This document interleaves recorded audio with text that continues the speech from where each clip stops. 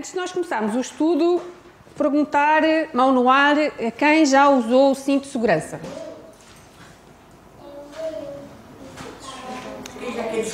Já usou o cinto de segurança? Anabela, já usou o cinto de segurança? Já usou o cinto de segurança? Então, mão no ar. Quero ver todas as mãos. Até o Timóteo pequenino já usa cinto de segurança. Podem baixar. O cinto de segurança, todas sabem como é que é para usar, certo? E sabem o contexto que é para usar, certo? Por exemplo, vocês estão a limpar o vosso lindo carrinho que está muito sujo. Têm que usar o cinto de segurança? Não iam conseguir limpar grande coisa, porque iam estar um bocadinho presas. Por exemplo, o carro está parado à porta da vossa casa e vocês abriram o carro, nem meteram a chave, nem ignição, nem nada. Têm que pôr logo o cinto de segurança? Então, o cinto de segurança para pôr, ou o dispositivo de segurança, quando o carro está em marcha, não é? Andamento. Sempre, à frente ou atrás. Houve um tempo em que não havia cintos atrás. Agora é obrigatório, ou os carros mais novos todos já têm, portanto, qualquer passageiro de um carro tem que usar cinto de segurança. O que vocês, se calhar, não sabiam é que nos passageiros, nos veículos de pesados passageiros, de viagens mais longas, também a lei diz que logo que o veículo esteja em marcha tem que ter cinto. Não é aqueles autocarros que a gente anda aqui que vais em pé não dá para ter cinto. Portanto, sempre que há lugares sentados e há cintos disponíveis, tem que se pôr cinto, ok? O que não deixa dúvida, pois não? Se é para pôr sempre. E vocês percebem porque é que se põe cinto, não se percebe? Por uma questão de segurança. Há sempre aquelas pessoas que dizem, sim, mas os cintos no acidente também podem marcar. Eles salvam mais do que prejudicam. E alguém que tenha tido um acidente bem violento testificaria aqui para vocês que se calhar o cinto salvou de ser projetado ou de ter lesões mais graves. Então, os cintos têm um propósito, devemos usar bem. A lei diz que quem não usa ou usa mal, há umas pessoas que fingem. Vou pôr aqui o cinto. Está a proteger alguma coisa? Obviamente que não. Ou há pessoas que, em vez do cinto estar aqui, tiramos. Aqui isto aperta, não gosto. Não, ele tem que estar aqui para proteger. Quando nós percebemos o porquê que ele deve ser usado e o contexto que ele deve ser usado, nós não vemos o cinto como uma obrigação, mas como um privilégio. Faz sentido. Eu sinto-me mais segura quando uso. Não é porque o polícia está a ver que eu uso porque ele faz sentido, mesmo que não veja nenhum polícia. Mas para aquelas que quiserem desafiar a mão da lei, fiquem a saber que a coima vai de 120 euros a 600. Espero que nunca tenham que pagar esta multa, porque é sinal que estão a infringir a lei, e isto é tanto para quem vai à frente como para quem vai para trás. Portanto, é muito dinheiro. Mesmo para assustar e mesmo para a pessoa cumprir a lei. O que nós vamos falar hoje é sobre o véu. E o véu, quando é bem percebido, não é uma obrigação, é um privilégio. E tem que ser bem percebido. Não é ser mal usado, não é ser usado mal no sentido, eu estou com o véu aqui no ombro, qual é a questão? Caiu, ele não está a cumprir o propósito. Não é usar em contextos fora deles. Quando eu percebo o que é o véu e quando eu percebo para que é que ele serve, ele é um privilégio muito grande. Quando eu estava a preparar esta semana um estudo assim mais avincadamente e vim cá na quarta-feira ao culto, vocês não imaginam o gosto que eu estava a ter no meu coração por ter o véu. E assim, Alexandra, tu sabes isto há tanto tempo, tu já ensinaste isto tantas vezes, mas volta e meia temos de fazer reciclagem daquilo que falamos, porque é um privilégio. E quando vocês veem como um privilégio, para já vão usá-lo bem, vão usá-lo no contexto certo, e vai ser um privilégio, não vai ser uma obrigação, tipo, tem que estar a usar, porque é que aqui na igreja se usa. E ao dizer isto, deixem-me que vos diga que 90% ou mais da cristandade não usa. Há anos que não se usa véu. Nas igrejas evangélicas e até os católicos que usavam não usam. Parece que é uma progressão, parece que é uma evolução, mas não é. É uma distorção do que está na Bíblia. E por isso, quando nós percebemos isso, essa questão fica importante para nós. E até mesmo quando vamos a algum sítio, alguma igreja local onde não usem véu, nós vamos ter a sabedoria certa para contornar essa questão, para que porque eu percebo, não esteja em transgressão. Está bem? Então o objetivo aqui hoje é nós todas juntas percebemos, vincarmos esta questão do véu, que é um ensinamento para as mulheres, mas é um ensinamento para os homens também, porque no contexto da passagem fala dos homens também. Portanto, da mesma maneira que a mulher tem que fazer alguma coisa, os homens não podem fazer outra coisa. E temos que perceber isto tudo e porquê isso tudo é assim tão importante.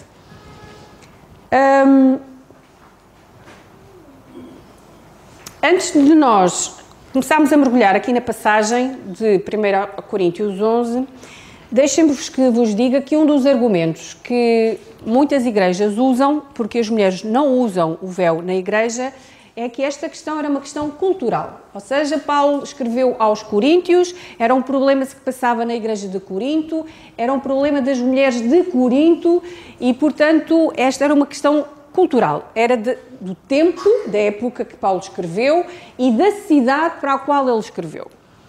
Quem usa este argumento não é muito inteligente, desculpem lá, porque os outros 17 versículos desta passagem fala da ceia do Senhor, que as igrejas fazem. Então nós tiramos uma parte e não usamos a outra parte? Também é só em Corinto que fala-se da ceia do Senhor. Então como é que é? Usamos só o que nos interessa e não o que nos interessa? Percebe-se isso porque seria muito constrangedor uma mulher estar num púlpito com um véu a ensinar, não era? Então teve que começar por aí, a perversão teve que começar por aí, teve que começar por tirar o véu quando ela está sentada, permitir à mulher falar quando ela não deve, para que depois, quando ela chega aqui, possa estar à vontade. Percebem? Como estas coisas vêm devagarinho e parece que não há mal nenhum, mas há. E quando se belisca nos ensinamentos que Deus dá, e em particular para hoje, para a Igreja, nós estamos a beliscar na obra-prima de Deus. E Deus não brinca. Só para vocês ouvirem o que é que Ele diz no último capítulo da Bíblia em Apocalipse, sobre esta questão do tirar e pôr, eu vou-vos ler o versículo que diz: portanto, declaro a todos os que ouvem as palavras da profecia deste livro, se alguém lhes acrescentar algo, Deus lhes acrescentará os flagelos descritos neste livro. Se alguém tirar alguma palavra deste livro da profecia, Deus tirará dele a sua parte na árvore da vida e na cidade santa, que estão descritas neste livro. Isto não é para nós hoje, igreja, mas é só a questão de como Deus não quer que se tire, nem que se ponha. Ele fez tudo com uma perfeição que não é para se mexer e dizer, olha, isto não me agrada, isto não é confortável para mim, isto não me parece fazer sentido. Deus não brinca com essas coisas. E por isso, graças a Deus, porque nós estamos numa igreja local onde estas verdades são claras, mas pode-se dar o caso de vocês estarem aqui na igreja há muitos anos e nunca terem percebido concretamente, mas porque é que nós usamos o véu? Ou qual é o valor do véu? Ou porque é que, se calhar, será que restos ainda da Igreja Católica? Muitas de vocês mais novas têm a noção da Igreja Católica se usar o véu. Será que é porque eles faziam nós estamos a reproduzir? Não, é porque está na Bíblia e nós vamos ler, não é? Não é por causa dos anos. Vamos ler. Não é, também é, mas não é só. Vamos ler então aqui as folhinhas que vocês têm. Vamos ler juntas, está bem? Eu vou ler. Esta versão é a King James, que eu escolhi de propósito, porque às vezes tem uma ou outra palavrinha diferente e porque há aqui partes que a gente é tão familiarizadas com elas que às vezes está no piloto automático. E quando nós ouvimos de outra maneira, o cérebro fica ativo para o que nós vamos então falar. Começando então no versículo 1. Sede meus imitadores como eu sou de Cristo, eu vos elogio, porquanto em tudo vos lembrais de mim. E vos tendes apegado fielmente às tradições que vos transmiti. Entretanto, desejo que entendais que Cristo é a cabeça de todo o homem é a cabeça da mulher e Deus a cabeça de Cristo. Todo homem que ora ou profetiza com a cabeça desonra a sua cabeça. Com a cabeça, falta aqui uma palavra, coberta. E toda a mulher que ora ou profetiza com a cabeça descoberta desonra a sua cabeça, pois é como se estivesse com a cabeça rapada. Assim, se a mulher não cobre a cabeça, então deveria cortar também o cabelo. Se, no entanto, é vergonhoso para a mulher cortar o cabelo ou raspar a cabeça, então ela deve cobrir a cabeça. O homem, contudo, não deve cobrir a cabeça, visto que ele é a imagem e glória de Deus, mas a mulher é a glória do homem.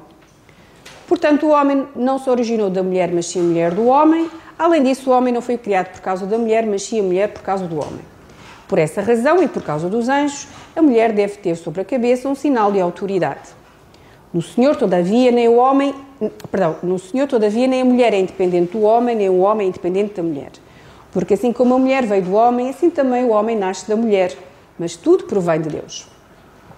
Julgai entre vós mesmos, é apropriado a uma mulher orar a Deus com a cabeça descoberta? Não vos ensina a própria natureza que se o homem tiver cabelos compridos, isto lhe é motivo de desonra? E que se a mulher, entretanto, tiver cabelos compridos, isto é para ela uma glória? Pois os cabelos compridos lhe foram outorgados como se fosse um manto. Contudo, se alguém deseja fazer deste assunto uma polémica, nós não temos esse procedimento, nem as igrejas de Deus. Apesar de tudo, não vos elogio quanto à instrução que passo a dar agora, porquanto as vossas reuniões produzem mal e não bem. Em primeiro lugar, porque ouço dizer que há divisões entre vós quando vos reunis como igreja, e até certo ponto acredito que isto esteja acontecendo. Todavia, se faz necessário que haja divergências entre vós para que os aprovados se tornem conhecidos em vosso meio. Pois, quando vos reunis como igreja, não é para comer a ceia do Senhor, porque quando comeis, cada um toma a sua própria ceia sem esperar pelos outros. E desta maneira, enquanto um fica com fome, o outro se embriaga. Será que não tendes casas onde podeis comer e beber? Ou de facto desprezais a igreja de Deus, humilhando os que nada possuem? Que vos direi?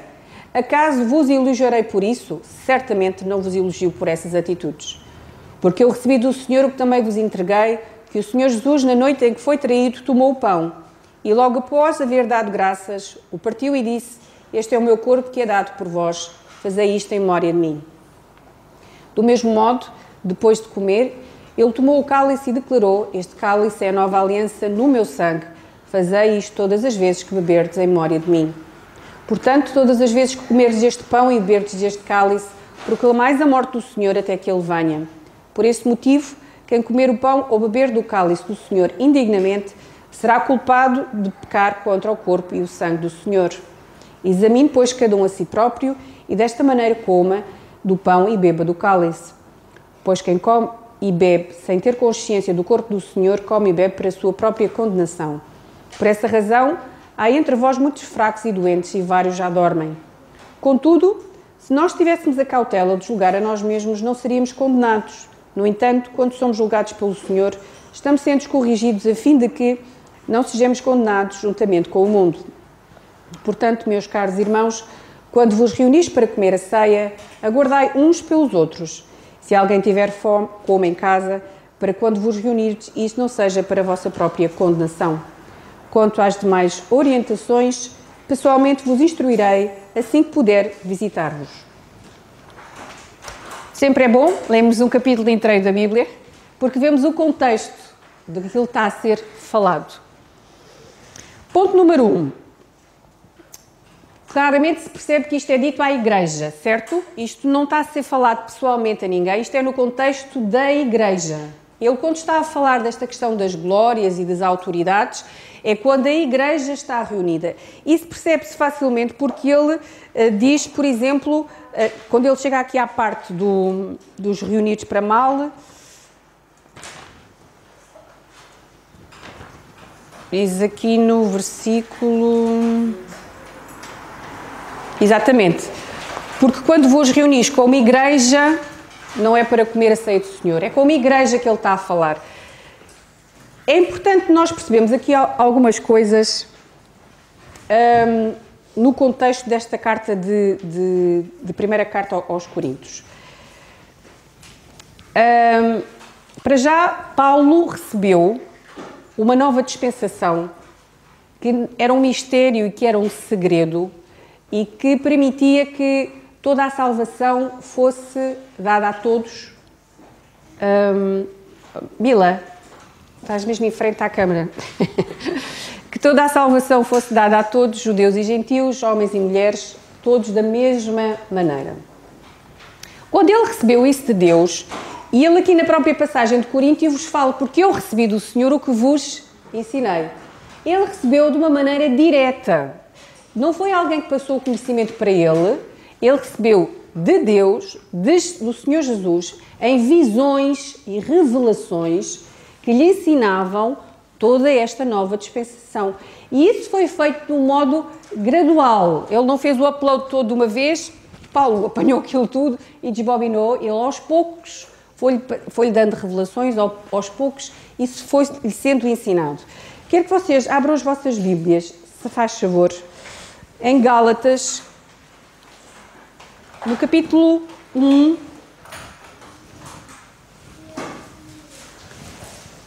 e o versículo é o 11, Gálatas 1.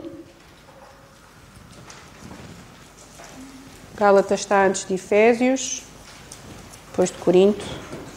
Tá? Gálatas 1 e o versículo 11 e 12. Quem pode ler, se faz favor?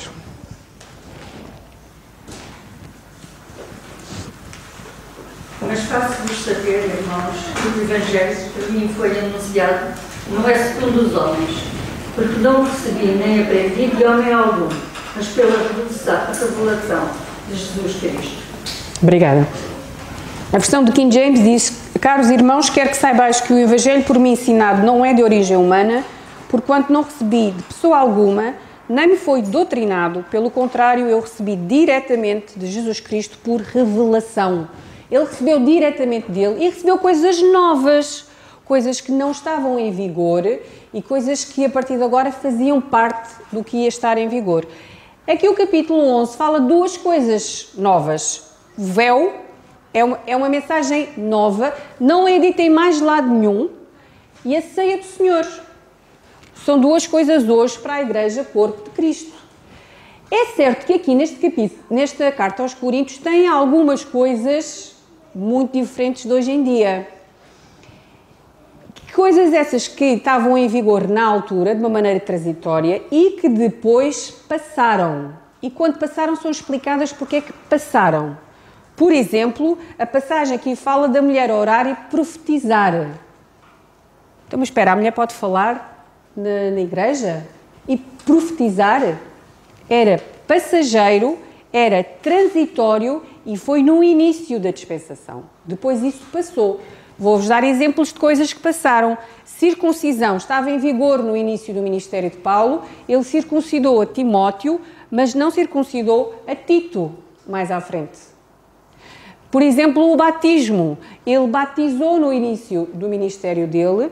Depois, nesta mesma carta de Corinto, ele diz: por Cristo enviou-me não para batizar, mas para evangelizar, não em sabedoria de palavras, para que a cruz de Cristo se não faça vã. 1 Coríntios 1,17. Estão a ver mudanças? Já não estou a batizar. E dons? Agora vou-vos dar um nó. Porque no capítulo 12 de 1 Coríntios, se vocês estão com a Bíblia lá, vamos ouvir assim umas coisas um bocado estranhas para nós. Capítulo 12, 1 Coríntios. Acerca dos dons espirituais, não quero, irmãos, que sejais ignorantes. E avançamos, e depois temos aqui assim, porque, versículo 8, porque a um pelo Espírito é dado a palavra da sabedoria e a outro pelo mesmo Espírito a palavra do conhecimento. A um pelo Espírito a fé e a outro pelo mesmo Espírito os dons de curar. E a outro operação de maravilhas. E a outro profecia. E a outro, eu já me perdi, e a outro dom de discernir os espíritos. E a outra variedade de línguas. E a outra interpretação de línguas. Ok? Nós temos estes dons hoje aqui na igreja? Não. Mas esta era uma igreja e tinha estes dons. E o apóstolo falou deles. Mas estes dons tinham um prazo de validade. Eles estavam a ser exercidos na altura porque ainda eram restos de profecias que iam acontecer do reino. Percebem? Ia-se mudar uma dispensação, estava-se na dispensação da lei e ia-se passar para o reino. Entretanto, Deus mete no meio a graça. E quando mete a graça, no início ainda estavam estes dons em vigor. Estes dons foram derramados no Pentecostes. Estes dons do conhecimento, estes dons de curar, Estes dons de falar línguas, não são línguas dos anjos, mas línguas estrangeiras. Eu começar aqui a falar fluentemente alemão, sem nunca ter aprendido na escola. Percebem? Estes dons, e depois havia o dom de interpretação. Eu que falava alemão, vocês não percebiam nada, e levantava-se aqui a Luísa e traduzia, porque tinha o dom de interpretação. Estes dons estavam em vigor na altura, quando Paulo está a escrever estes inícios da carta aos Coríntios. Mas no capítulo 13, e se vocês andarem para a frente, que é aquele capítulo do amor, diz assim no versículo 8. Estão lá? 1 Coríntios 13, 8. Só esperar que estão aqui alguns. E diz assim: o amor nunca falha, mas havendo profecias serão aniquiladas, havendo línguas cessarão, havendo conhecimento desaparecerá, porque em parte conhecemos e em parte profetizamos. Mas quando vier o que é perfeito, então o que é em parte será aniquilado. Estão a ver um prazo de validade para estes dons? Eles vão acabar quando? Aqui quando diz, quando vier o que é perfeito, não é uma pessoa. Porque no original não é uma pessoa que está a falar, é algo. É o fim da revelação.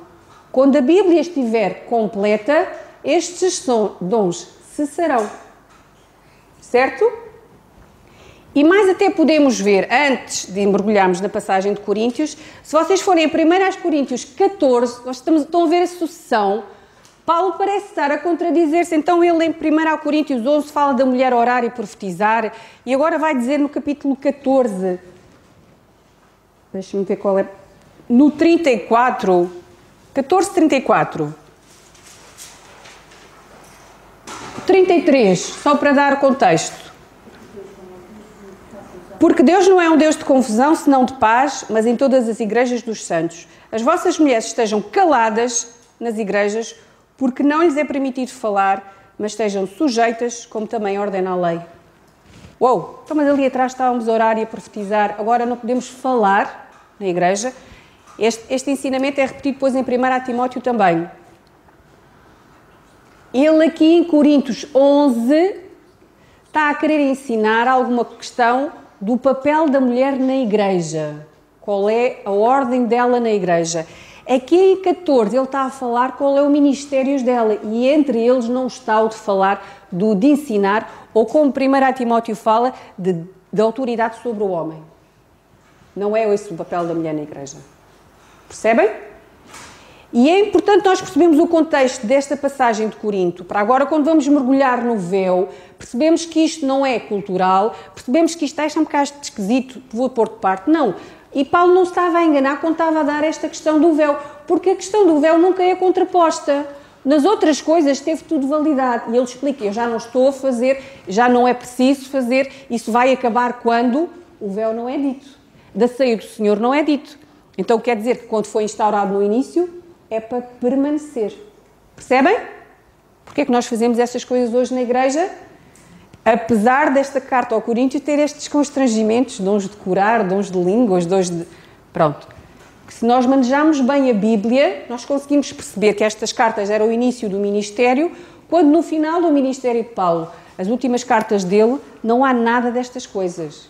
Não há nada de imposição de mãos, não há nada de dons de línguas.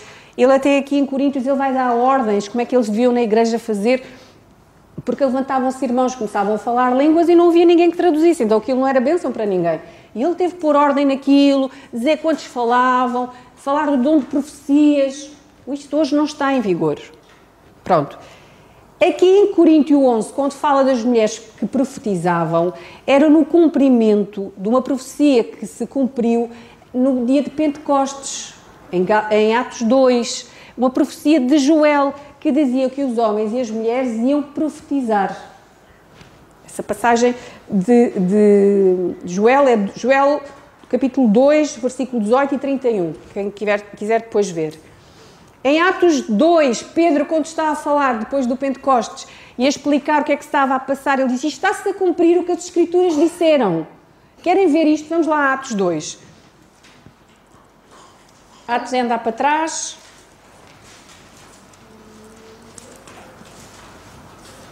Eu hoje estou mais preocupada em vos explicar isto tudo do que explicar o véu, porque o véu para mim é fácil de perceber. Isto aqui é que temos que arrumar a casa bem. Então, Atos dos Apóstolos, capítulo 2 e o versículo, quem quiser ler, por favor, do 16 ao 20.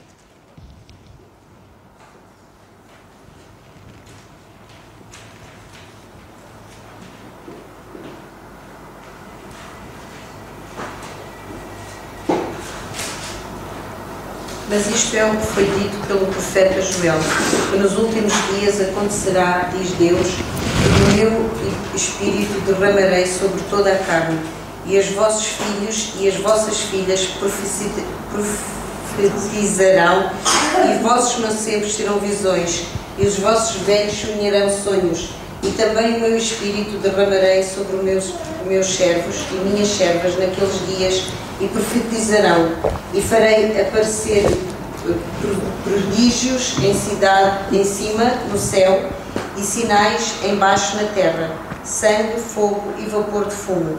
O sol se converterá em trevas e a lua em sangue antes de chegar o grande e glorioso dia do Senhor.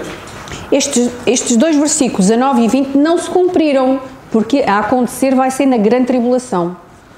Que é esta questão do sol se converter em trevas, a lua em sangue, até que venha o grande dia do Senhor, é a vinda do Senhor aqui à terra. Era isso que eles estavam à espera, o Pentecostes estava a acontecer, a seguir ia haver a grande tribulação, a seguir ia haver o reino, percebem? E por isso estes dons estavam a ser libertados nesta altura.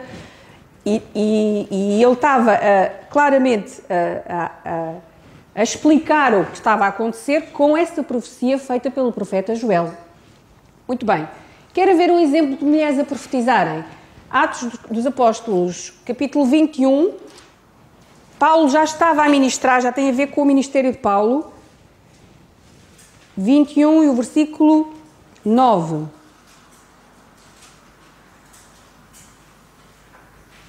Vou ler o versículo 8. Atos 21, 8. E no dia seguinte, partindo dali Paulo, e nós com ele estávamos, chegámos a Cesareia, e entrando em casa de Filipe, o evangelista, que era um dos 7, ficámos com ele. E tinha este 4 filhas virgens que profetizavam. Era normal, era possível este tipo de coisas estarem a acontecer, mas era transitório, era passageiro. Ia chegar ao fim, eventualmente. E chegou. Hoje em dia, não há este dom de profetizar. E por isso agora nós conseguimos perceber 1 Coríntios 11. A mulher ora ou profetiza, com a cabeça coberta, e já vamos perceber isso. Nós temos de ter bem noção, quando é falada alguma coisa e depois não é contraposta de alguma maneira, é porque aquilo se mantém em vigor. E daí eu estar a falar que, quando Paulo diz, por exemplo, no capítulo 14 de 1 Coríntios, que a mulher deve estar em silêncio, ele corrobora esse pensamento em 1 Timóteo, quando diz que a mulher esteja em silêncio e que não use da autoridade sobre o homem. Percebem? Está corroborado isso, não há dúvida aqui. Não podemos pegar nesta passagem de 1 Coríntios 11 e dizer, não, mas aqui fala da mulher orar e profetizar. Não! Nós temos que perceber o contexto das coisas. E que aqui esta carta tem coisas diferentes. E porquê ter diferentes? E não ficar constrangida com essas diferenças, mas enquadrá-las no tempo e no plano e no pacote de Deus. Estas coisas estavam em vigor quando Paulo se converteu, quando a igreja começou, e depois ficaram para trás, ok? Mas há coisas que permaneceram e o uso do véu é uma delas, ok? Pronto. Então vamos agora mergulhar aqui na passagem de 1 Coríntios e eu vou fazer aqui um espetáculo de copos.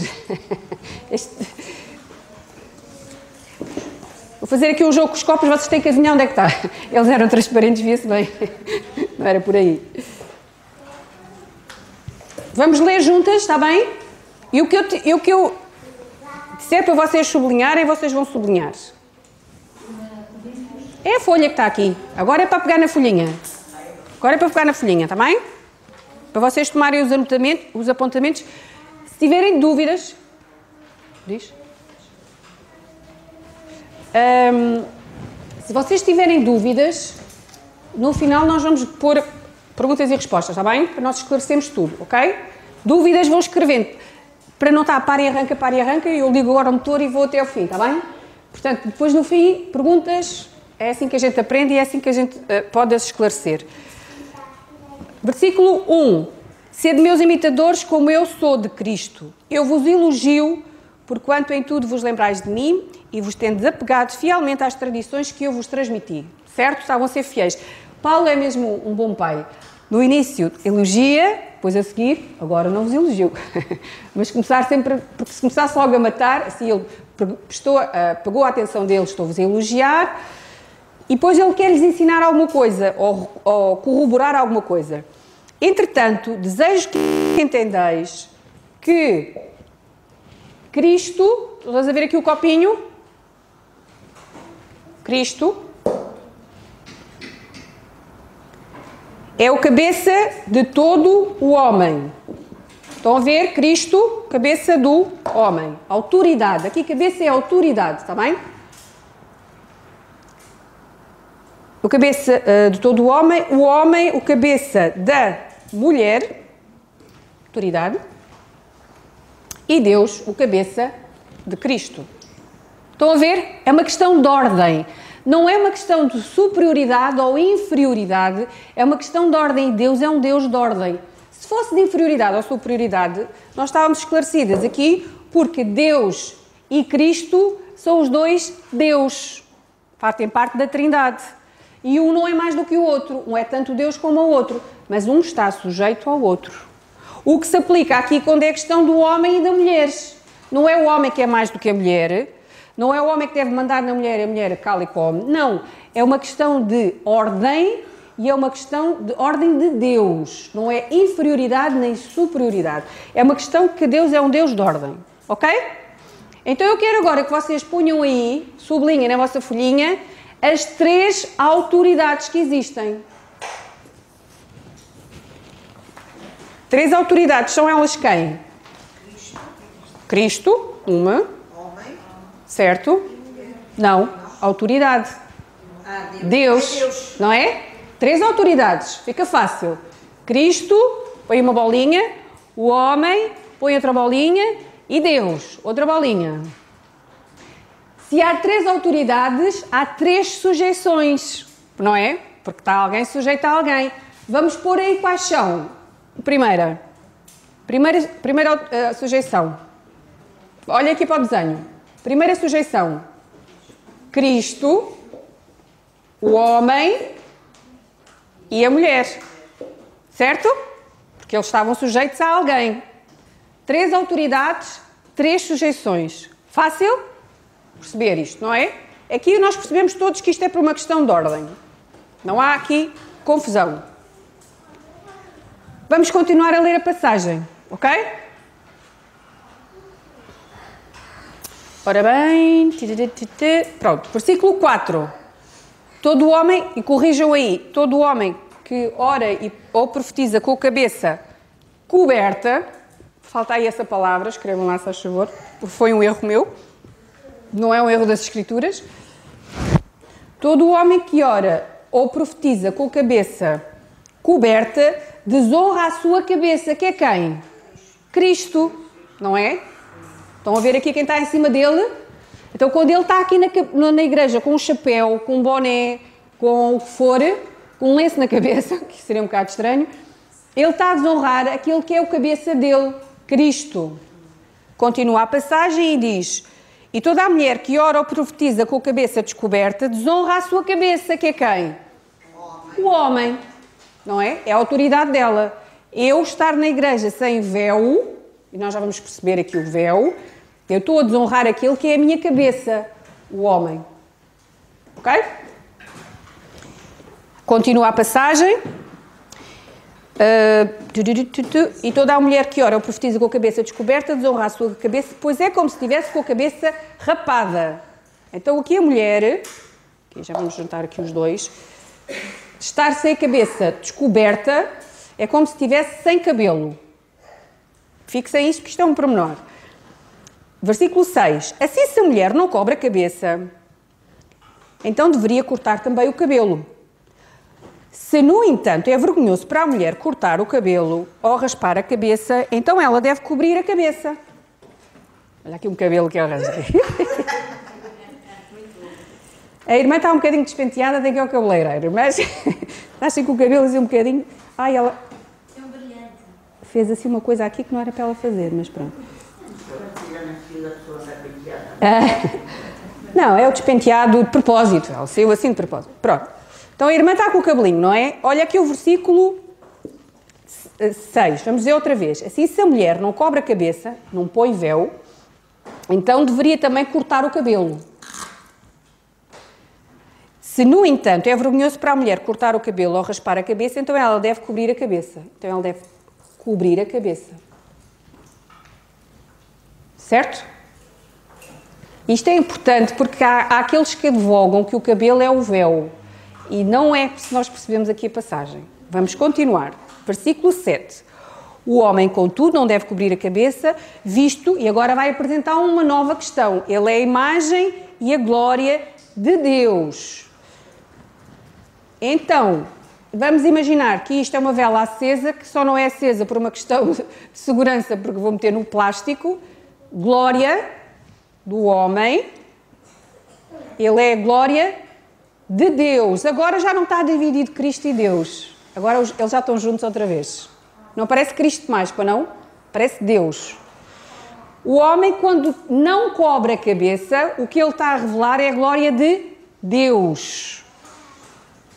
E continua e diz assim, mas a mulher é a glória do homem.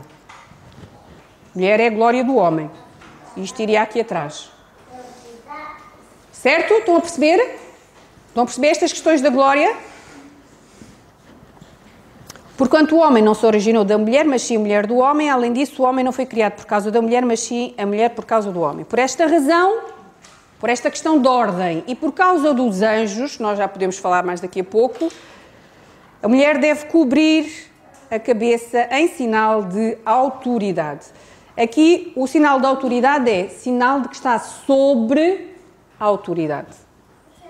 O correto seria sobre a autoridade.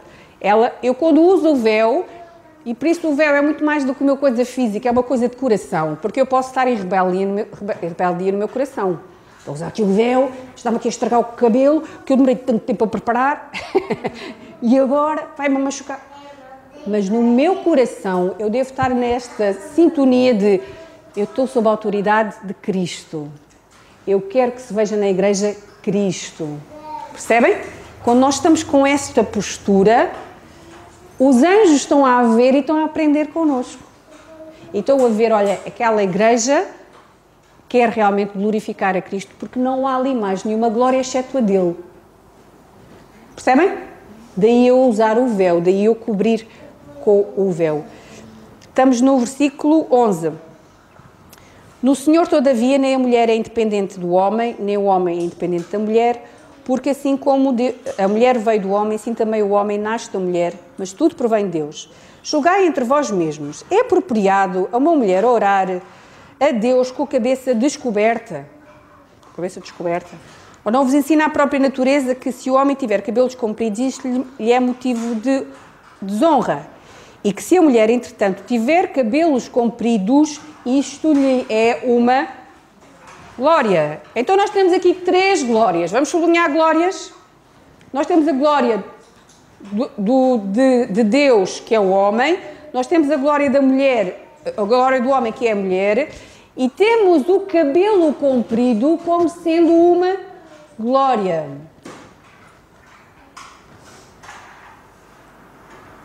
Três glórias, 3 autoridades, 3 sujeições, 3 glórias. Mas agora vamos ver que há 2 véus. Então diz assim no versículo 15. E que se a mulher, entretanto, tiver cabelos compridos, isto é para ela uma glória, pois os cabelos compridos lhe foram outorgados como se fosse um manto ou um véu. Que tapa, que glória, este véu dos cabelos compridos. A glória do homem.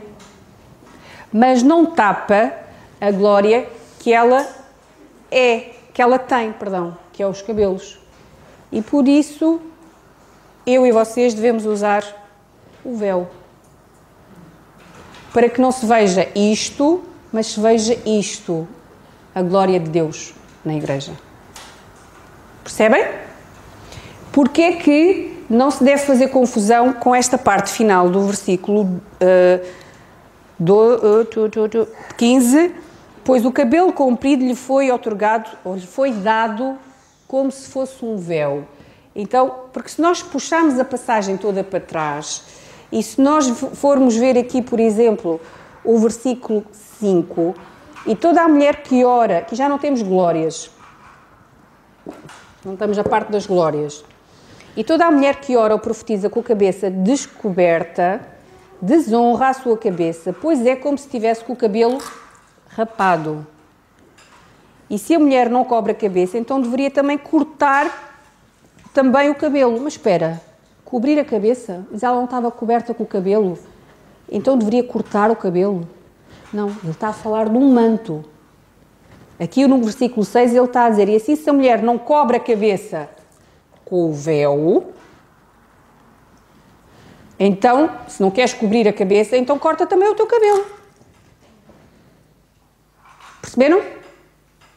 Perceberam porque é que o cabelo é um véu que cobre uma glória que ela é em relação ao homem, mas depois o próprio cabelo, segundo, e esta versão do King James explica isto muito bem, porque a nossa não diz que é glória. A nossa versão, quando fala dos cabelos da mulher, e eu acho que é mais fácil perceber assim, diz 15. Mas ter a mulher cabelo crescido lhe é honroso. Mas aqui, se nós percebemos na ótica de glória, é mais fácil, porque no original a ideia é esta, é uma glória. O cabelo comprido, ao mesmo tempo que é um véu natural que cobre a glória do homem, o cabelo comprido ao mesmo tempo fica a ser uma glória minha. E por isso eu cubro com o véu. Percebem? E depois ele continua no versículo 16, contudo, se alguém deseja fazer deste assunto alguma polémica, nós não temos esse procedimento nas igrejas. Isto levanta muita polémica, porque isto implica que eu, mulher, tenho que estar em sujeição aqui na igreja. E nós, mulheres, gostamos de falar. E nós, mulheres, gostamos de mandar. E nós gostamos de opinar. E isso restringe e muito. E Deus sabe o que é que estava a fazer. Eu não sei se vocês já tiveram o privilégio, entre aspas, de ir a alguma igreja local onde as mulheres não têm véu. E vocês veem ela a terem proeminência em relação aos homens. São elas que oram mais. São elas que falam mais. Porque isto está em nós. E quando nós saímos da esfera certa, há desarmonia. Foi assim no Jardim do Éden. Deus disse, podes comer de todas as árvores, menos uma. O que é que o inimigo fez? Frisou naquilo que não se podia ter. Aí Deus diz que não podes comer de nenhuma árvore. E fez Eva e eventualmente Adão pensarem naquilo que não podiam ter. Esquecerem-se de tudo o que podiam ter. E eu acho que aqui nesta questão da sujeição na igreja, o diabo está a querer-nos fazer frisar. Vocês não podem ensinar, vocês não podem falar. Então, mas há mulheres que sabem falar tão bem, mas há mulheres que sabem ensinar. Não está em causa isso. Está em causa é que eu não me sinto minimamente melindrada por ao domingo não poder subir ao púlpito e falar. Sabem porquê? Porque existe tanto que eu posso fazer. Tanto que eu posso fazer. E desafio alguma mulher a dizer na cara que não tem nada para fazer, o que ela tinha que fazer era isto. Não. Há tantos ministérios e tantas áreas de influência da mulher para servir na igreja. Na igreja. Não estamos a falar só na família, na igreja. E a nossa igreja é bom exemplo disso. Temos mulheres responsáveis por departamentos. É bom exemplo disso, que em nada melindram a glória e a honra de Deus aqui na igreja. Porque não é uma coisa que me está vedada, quando tudo o resto me está livre. Não nos vamos fixar nisto, irmãos. Porque isso é uma técnica e é uma ideia do inimigo, do diabo. Fazer-nos pensar naquilo que não temos e esquecemos naquilo tudo que temos. E é assim que ganham esse rancor e amarguras, mas no nosso dia-a-dia. Deixamos de ser pessoas gratas. Porque eu não tenho isto. Porque eu... e esqueces tudo aquilo que tu já tens. E nós já temos tanto para servir. E Deus capacitou as mulheres com dons maravilhosos que fazem a igreja ser mais rica, mais complexa, mais completa. Não nos vamos focar agora naquilo que não podemos fazer, porque Deus assim o disse. E Deus, quando disse com intenções sempre certas. E nunca há aqui de menosprezar ou humilhar ninguém. O véu é um privilégio. E pensem só nisto. Há 3 glórias, 2 delas são nossas. Deus deu-nos 2 glórias. Uma ao meu cabelo tapa, a outra eu tapo o meu cabelo. E temos que ser honestas quando o fazemos, porque há véus que são mini-véus. Tapo o meu cabelo, o véu. O que é cabelo comprido? Há centímetros a medir. Tudo aquilo que for feminino e mostrar-se que é uma mulher, assim deve o ser. Está bem? E ter a noção de que quando o véu cai, às vezes nós estamos aqui a cantar, ou às vezes nós estamos aqui a tocar e acontece. É bom que eu me sinta constrangida, porque naquele momento a minha glória está-se a mostrar e eu não quero. Tapamos. Não é para andarmos agora a policiar, olha, aquela irmã caiu-lhe o véu e não faz nada. Não. Nunca é essa a ideia aqui na igreja. A igreja é eu, porque percebo qual é o valor, percebo porque é que está implementado isso na igreja, eu me examino a mim mesma. Esta é o que diz na passagem de Coríntios, não é? Mais à frente, quando está a falar do Senhor do Senhor. Examine-se o homem a si mesmo. Aqui é cada um para tomar conta de si, não é para tomar conta dos outros. Está bem? Então, cada uma de vocês ter a noção e o privilégio que o véu não limita em nada. O véu só faz destacar Cristo, destacar a glória de Deus. E isso é um alto privilégio.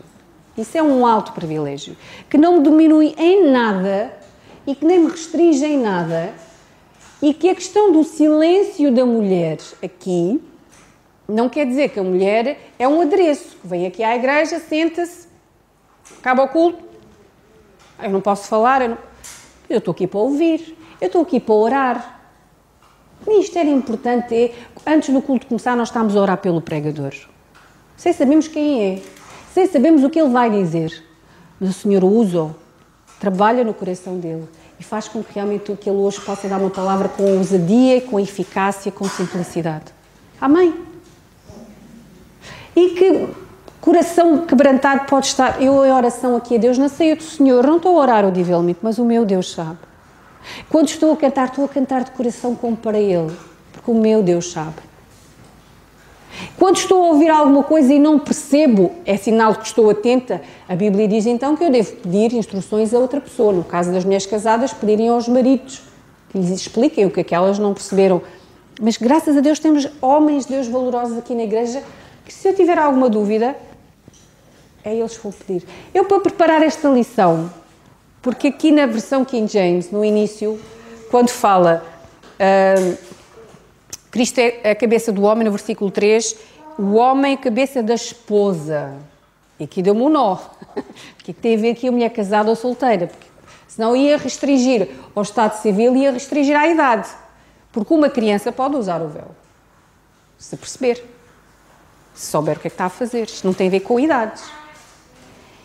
E depois pedi ajuda, porque eu não estava a perceber, a alguém que é um ensinador das Escrituras, o irmão Carlos, que me ajudou a esclarecer e que foi buscar o original lá para trás, do grego, que eu não tenho acesso a esse tipo de coisas. Não, no original o que a passagem diz é isto. Pronto, não estava a perceber isto. Graças a Deus, porque temos homens que têm esses recursos e esses dons de ensino que nos permitem esclarecer isso. Mas isso não me dá a ousadia de eu pôr o dedo no ar, olha, não estou a perceber, explique-me lá isto ou aquilo, ou... Em silêncio, em reverência, em humildade. E não é com amargor no coração, mas é com alegria no coração. De percebermos que o Deus da ordem instaurou as coisas assim. E é da melhor maneira. Não vamos trocar as coisas. Não vamos pô-las de lado porque nos dá jeito. Não vamos ser rebeldes. Hoje não se trouxe o véu, então pronto. É uma questão de coração, irmãs. É uma questão de coração. E aquilo que eu ensino na escola dominical, principalmente na classe que eu estou, dos adolescentes que estão naquela fase de começarem a perceber claramente estas coisas, é que só usam se perceberem. Usar para os outros verem, não. Usar para encaixar no contexto, não. Uma visita, entrar aqui e pôr o véu, não. Porque essa pessoa não está a usar um manto, mas não está a perceber. Está a fazer por ritualismo, por religiosidade. O véu é para ser percebido. E quando eu percebo, porque Deus vê o meu coração, então Ele alegra-se com a minha postura e com a minha atitude. Mas o véu é um reflexo do que vai no meu coração. Eu percebi e eu ponho. Por exemplo, há sítios onde não se usa o véu e eu conheço de irmãs que quando vão a esse sítio levam um chapéu, levam uma boina. Elas fazem aquilo que elas têm conhecimento e por fazerem e que está correto, sem melindrar os outros e sem ofender os outros. Não vamos agora entrar numa igreja aqui ao lado e olha, então vocês não usam véu, seus falsos, seus que estão sacrilégio. Eu faço aquilo que eu sei fazer e se me perguntarem porque é que eu faço, eu explico. Mas no meu coração eu quero honrar sempre a Deus. E o véu, quando a igreja está reunida, é importante, é fundamental, é sinal de ordem. Percebamos isto, irmãs, abracemos isto e alegremos-nos por isto, porque em nada nos limita, porque a igreja é muito ampla em ministérios, muito ampla em serviço, que nós podemos e devemos exercitar os nossos dons, sejam eles quais forem, sempre para a glória de Deus, sempre para a bênção dos outros, ok?